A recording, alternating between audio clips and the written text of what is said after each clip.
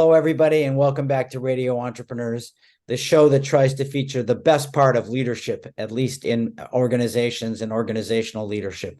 We sort of stay out of the political realm on this show. And every week we like to check in with, my favorite, Marc Zwetschgenbaum, president of Marc Z Legal Staffing, for ours and yours too, our Marc Z moment. Hi, Marc. Jeff, what a greeting, and it's great to be on the show. And there's so many different issues that have been coming up in the employment world, and I appreciate the chance to share some moments with you.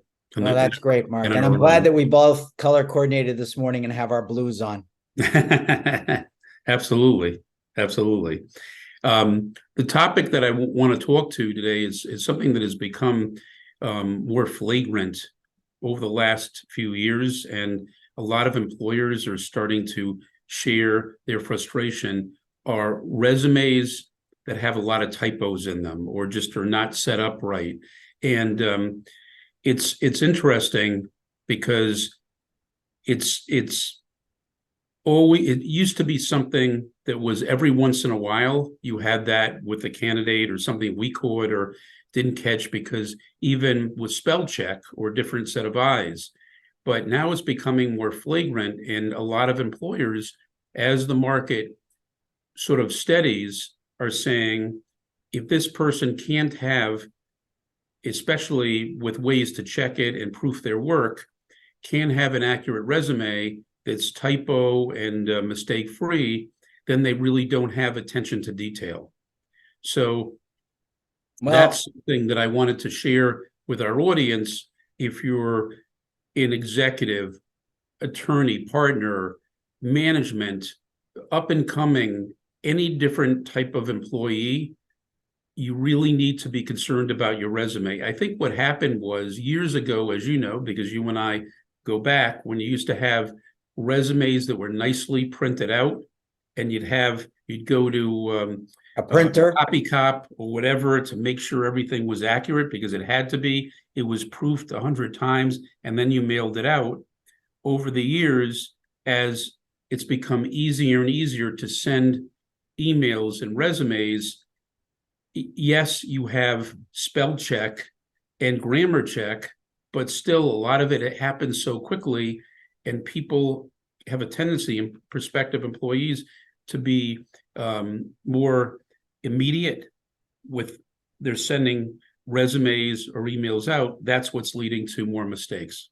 Well, you're speaking to my partner, Jonathan, who I think was early on that trend. And he always said to me when we were working for clients, we will reject any resume that has spelling mistakes, that if they're making mistakes when they're trying to show you their best side, what are they going to be like when they let their hair down and they're not going to show you their best side? So he has always rejected bios and resumes that had grammatical or factual errors in them. And I think he was right.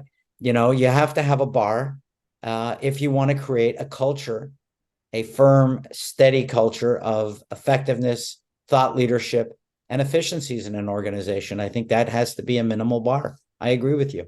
Well, here's what I feel as sort of the middle person. I feel there can be an explanation, and every once in a while, especially if resumes are changed from a PDF to a Word form or something like that.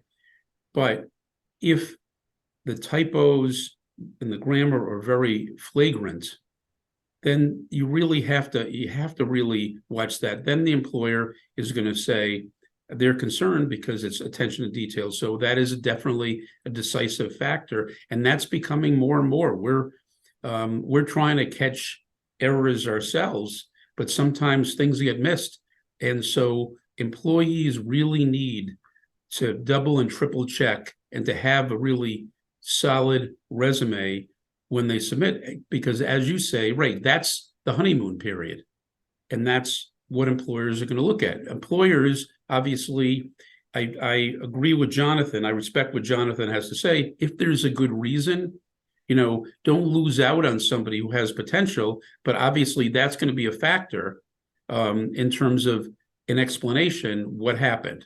Well, let's narrow it down a little bit. The people that you're experiencing mostly are white collar people, professionals. We're not talking about, people who are applying for jobs as carpenters, let's say. And there's nothing wrong with carpenters. It's a great profession, but people who have to write and read for a living, and most professionals do nowadays, we have to read and write a lot. You have to make sure that they're passing that minimal bar. Right. Absolutely. Right. Marc, it's a great topic. I know you like to pop in and you're our special reporter.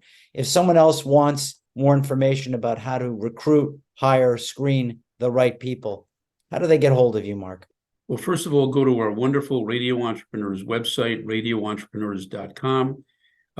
Google Marc Z, M-A-R-C, and the letter Z will come right up. Go to Marc Z Legal, MARCZLEGAL.com, and 617-338-1300. And everybody, if you're wondering, you can find Marc Z every week with new fresh stories on Radio Entrepreneurs.